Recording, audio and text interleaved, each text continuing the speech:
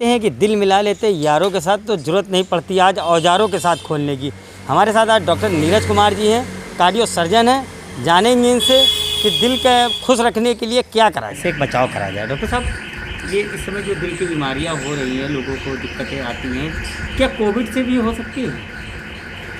Covid से अभी जो दूसरी लहर आई है, इसमें हार्ट की समस्याओं की संभावना काफ़ी बढ़ गई है।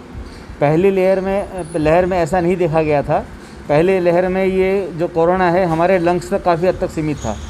इस बार क्या हुआ है कि इसने हार्ट को भी बहुत अच्छी परसेंटेज में मरीजों को काफ़ी गंभीरता से प्रहार किया है। इसी तहत अब कहा क्या गया है कि कोरोना की बीमारी को अब नया नाम दे दिया गया है। अब कोरोना कोई लंग इन्फेक्शन नाम की बीमारी नहीं है। Corona is an arterio occlusive disease. Artery occlusive disease का मतलब होता है कि जो हमारी दिल की, जो हमारे शरीर की नसें होती हैं, अब ये उनको बंद करने वाली बीमारी हो गई है। ये दिल की नसों को, ये शरीर की नसों को बंद कर रहा है। इसी की वजह से जो लंग्स हैं, लंग्स में भी जो डैमेज हो रहा है वो परमानेंट हो रहा है। अगर वो हार्ट की नसों को बंद कर दे रहा है तो बहुत सारे मरीज़ ऐसे हैं, आपने सुना भी होगा, काफ़ी नामी गिरामी लोग जो है वो हार्ट अटैक से मरे हैं कोरोना की वजह से। तो उसमें हार्ट अटैक हो जा रहा है। बहुत सारे पेशेंट हमारे पास इस तरह के आए हैं कि जिनकी पैरों में सूजन आ गई है, पैर की नसें बंद हो गई हैं, पैरों में घाव हो गए हैं। लोगों के कोरोना के बाद पैर काले हो जा रहे हैं। तो बेसिकली क्या है कि अभी आर्टरी ओक्लूसिव डिजीज यानी कि ये हमारी जो रक्त वाहिनियाँ हैं, ये उसको बीमार कर रहा है जी। इसलिए हार्ट भी, लंग्स भी और शरीर के बाकी हिस्से जैसे कि गुर्दा हो गया, पैर हो गए, आंतें हो गई, लीवर हो गया, उनको भी काफ़ी हद तक ये डैमेज कर रहा है जी। डॉक्टर साहब, ये माना जाए कि कहीं ना कहीं हार्ट पे असर डाल रहा है, बहुत अच्छी मात्रा में असर डाल रहा है जी। मरीजों में हार्ट अटैक काफ़ी ज़्यादा पाया जा रहा है।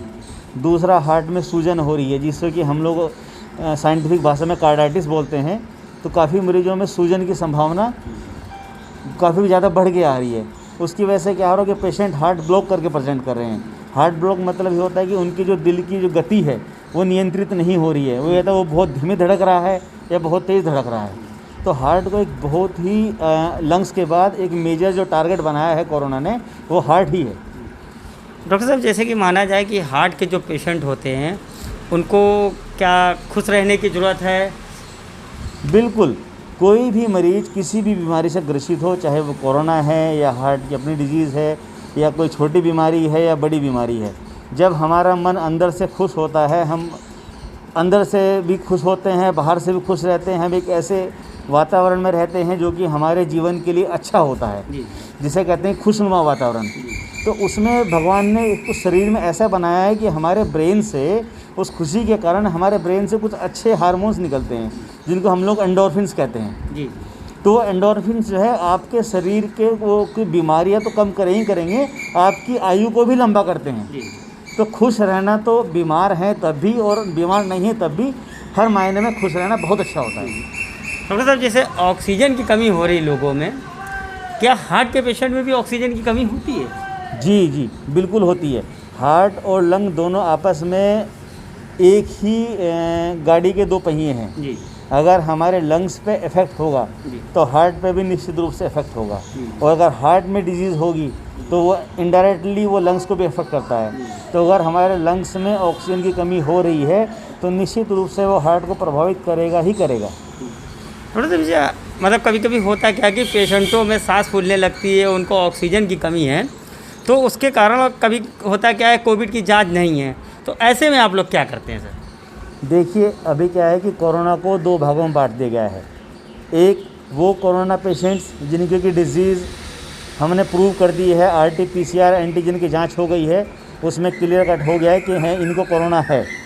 एक दूसरा ग्रुप वो है जिसकी RT-PCR एंटीजन की जांच की रिपोर्ट अभी नहीं हुई है, लेकिन उनके सारे लक्षण और बाकी जांच, जैसे अगर उसने CT स्कैन कराया है वो, या उसकी ब्लड रिपोर्ट्स कराई हैं उसने वो, अगर उसमें भी लगता है कि ये कोरोना है तो उनको नाम दिया गया है कि वो प्रिजम्पटिव कोरोना पेशेंट्स हैं। प्रिजम्पटिव मतलब उनको मान लिया जाता है कि 99% ये पेशेंट में कोरोना पॉजिटिव ये होंगे ही होंगे, तो उनका इलाज कोरोना के मरीजों के तरह ही इलाज उनका किया जाता है। उनके लिए कोई ख़ास सुविधा आपने यहाँ दी गई है क्या? हमारे यहाँ कार्डियोलॉजी में ऐसे पेशेंट्स के लिए विशेष व्यवस्था बनाई गई है। डायरेक्टर साहब ने भी और जितने भी हमारे एचओडी हैं, दोनों लोगों ने मिलके, पूरी फैकल्टी ने मिलके एक प्रोग्राम किया है कि कोई भी पेशेंट्स अगर हार्ट की डिजीज़ को लेके हमारे कार्डियोलॉजी इंस्टीट्यूट में अगर आता है तो उसको बिना जांच किए ही सबसे पहले उसको भर्ती किया जाएगा, उसका इलाज किया जाएगा। उसकी जो अभी हमारे यहाँ पर कोविड की जो लैब है वो 24 आवर रन कर रही है और हमारे यहाँ टूनेट मशीन भी लगी हुई है, तो तुरंत ही हम अपने यहाँ पर कोरोना की जांच करा लेते हैं। और अगर इन केस वो पेशेंट कोविड पॉजिटिव आता भी है तो तब तक उसको हम लोग डिस्चार्ज नहीं करते हैं या कोविड फैसिलिटी में नहीं भेजते हैं जब तक वो कार्डियकली या हार्ट में वो पूरी तरह से स्थिर ना हो जाए। क्या आप लोगों ने भी कोई रेड जोन और ग्रीन जोन बना रखा है? रेड जोन ग्रीन जोन ही हमारे होल्डिंग एरिया बना हुआ है, जो कि इसलिए ज़रूरी है कि पेशेंट्स जो कि अगर पॉजिटिव आ जाता है तो वो संक्रमण बाकी उन मरीजों में ना जाए जिनमें कि जो कि निगेटिव हैं। तो इसलिए एक होल्डिंग एरिया बना रखा है जिनकी रिपोर्ट्स अगर कंफर्म नहीं हो रही है, जब तक उनकी रिपोर्ट नहीं आती है तब तक सारे पेशेंट उस होल्डिंग एरिया में रखे जाते हैं और जैसे उनकी रिपोर्ट आ जाती है तो उस हिसाब से उनको अलग अलग क्षेत्र में भेज दिया जाता है। डॉक्टर साहब, ये जो ब्लैक फंगस होता है इसके बचाव कैसे करा जाए और ब्लैक फंगस कैसे उभर के आते हैं?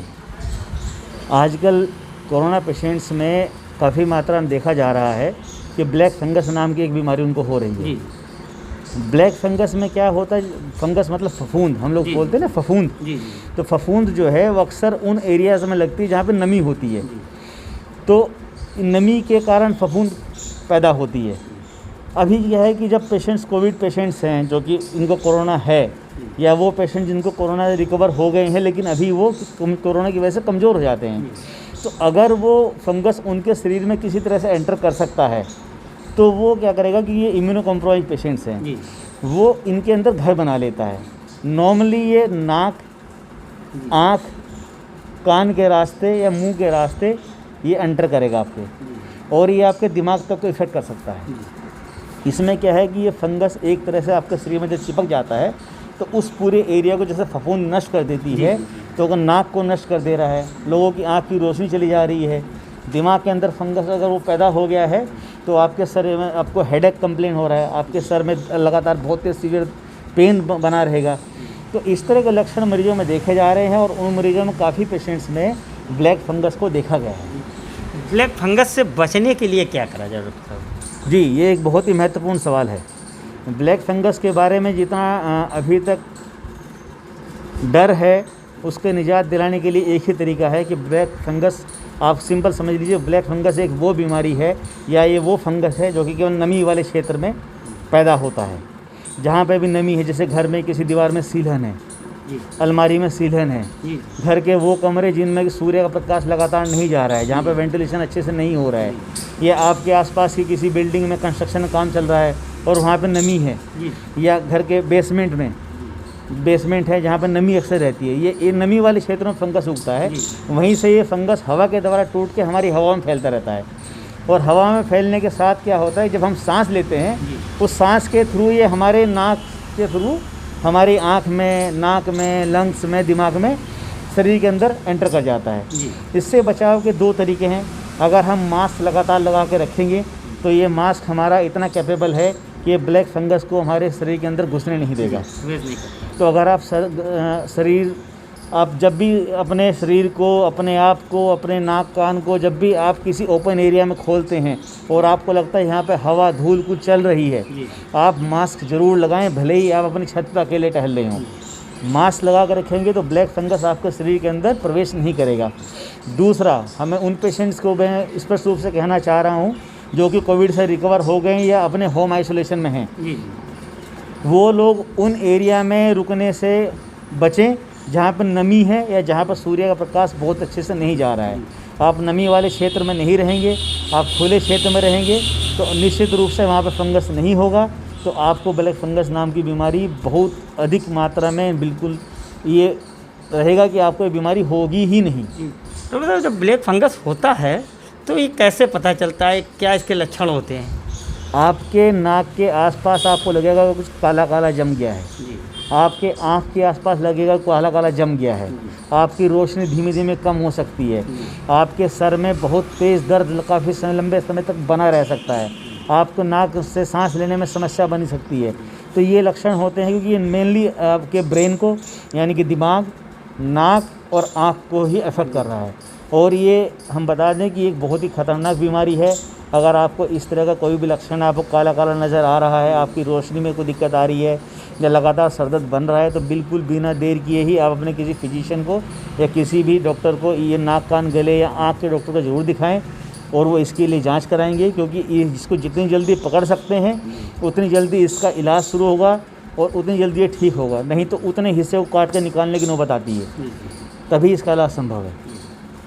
हम बात कर रहे थे डॉक्टर नीरज कुमार जी से। नीरज कुमार जी ने बताया कि जो ब्लैक फंगस होता है उससे बचने के लिए आप मास्क लगाएं। अगर छत पे भी घूम रहे हैं तो मास्क लगाए रहें।